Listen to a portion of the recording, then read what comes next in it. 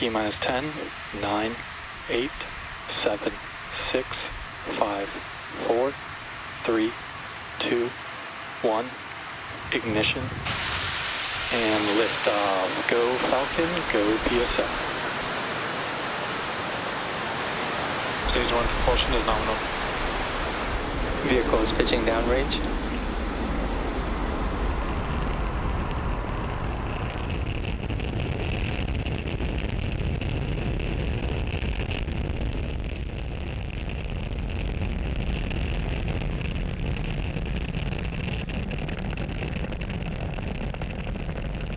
That incredible view means that Falcon 9 has successfully lifted off from pad 40, and right now we are throttling down to prepare for max Q in about 30 seconds. As you may have heard us explain before, this is the period of highest aerodynamic pressure on the vehicle. Power and telemetry nominal. That's because at this point, we are seeing the greatest difference in dynamic pressure, which is increasing with the rocket's speed, and ambient static pressure, which is decreasing as we move up through the Earth's atmosphere. Vehicle is supersonic. With that call out, we know that Falcon 9 is moving faster than the speed of sound.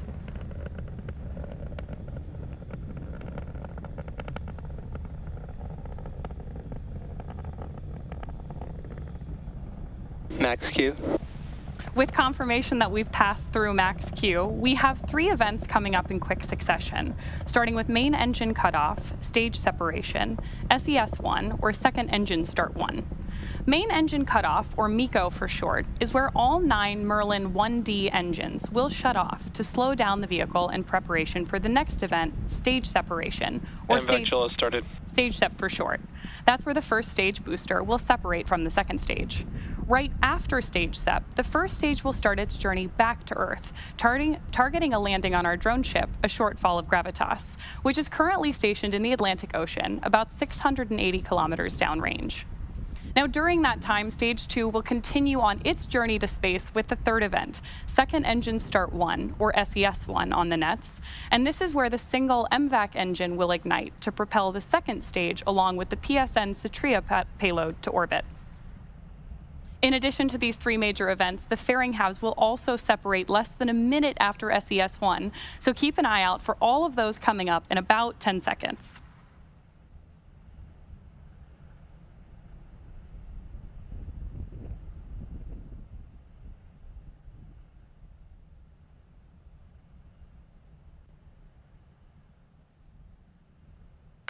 Main engine cutoff. Stage separation confirmed.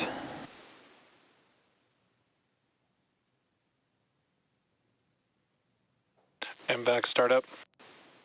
So you heard the callouts there, and you can see on your screen in this great dual view that we have that the MVAC engine on our second stage has ignited. Now, this is the first of 2 second stage burns that we're tracking for this mission. And the first stage on the left-hand side of your screen is coming back to land on our drone ship, a shortfall of Gravitas. Now, we are also expecting fairing deployment. Both vehicles are on nominal trajectories. With that, we know that both vehicles are headed in the right direction. And as I was describing earlier, we are expecting fairing separation in just about 5 seconds.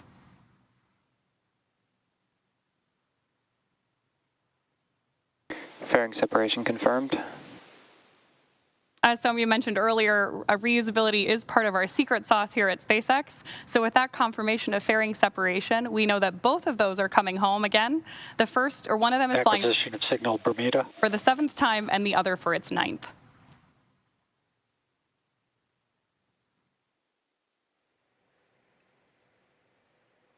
It's now T plus 3 minutes and 55 seconds into today's mission, and we have a great view of Stage 1 on the left and Stage 2 on the right.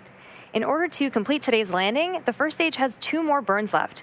Next up will be the entry burn, where 3 of the Merlin engines on the first stage will reignite, and this will help slow down the F9 first stage as it re-enters the upper part of the Earth's atmosphere. That entry burn should start in about 2-ish minutes from now and will last about 20 seconds.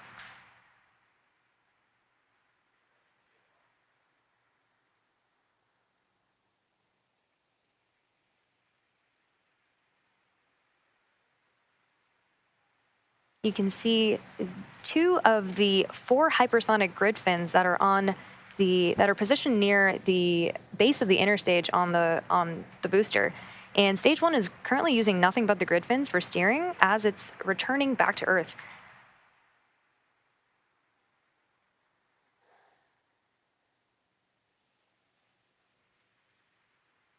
You can also see those little puffs of gas. Those are nitrogen gas bursts for attitude control, and they also help orient the rocket on its way back down.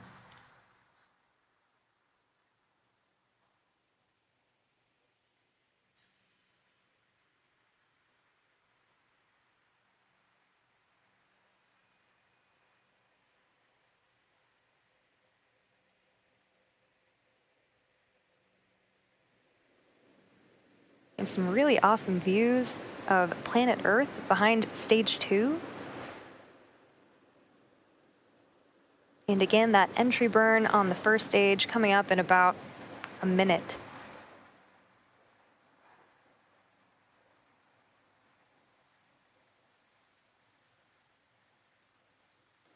Both vehicles are on nominal trajectories.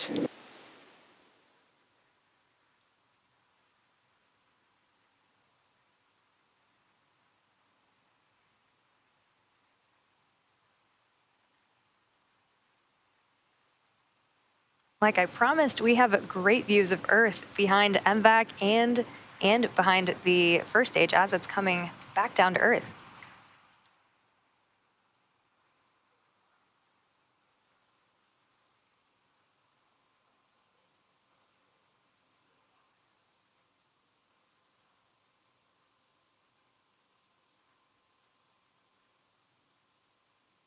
Stage 1 entry burn startup.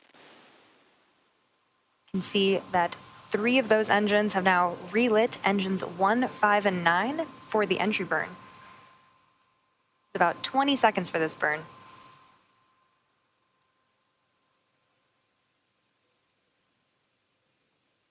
Stage 1 entry burn shutdown. Now, with confirmation of entry burn shutdown, we have one last burn before the first stage attempts to land on our drone ship, and Stage 1 FTS has saved. and that is the landing burn.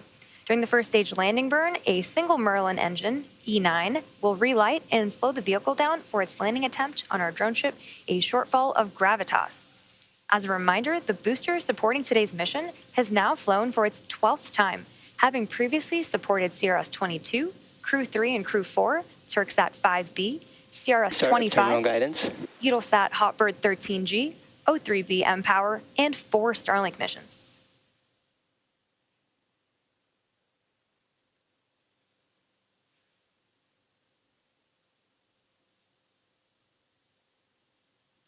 We'll also be coming up on SECO 1 or second engine cutoff 1 in about 30 seconds from now.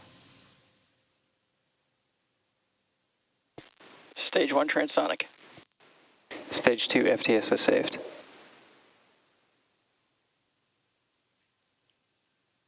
can see that MVAC continuing to glow bright orange until SECO 1.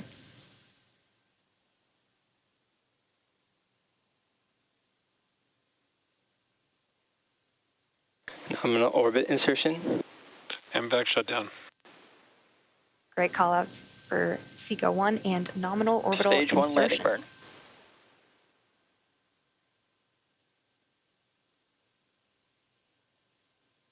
Expected loss of signal, Cape Canaveral. There's that view of landing burn. Stage 1 landing leg deploy.